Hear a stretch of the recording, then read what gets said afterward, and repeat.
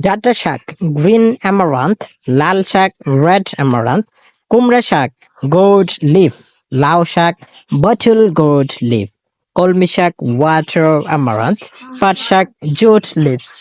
আসসালামু আলাইকুম ওয়া রাহমাতুল্লাহি ওয়া বারাকাতুহু।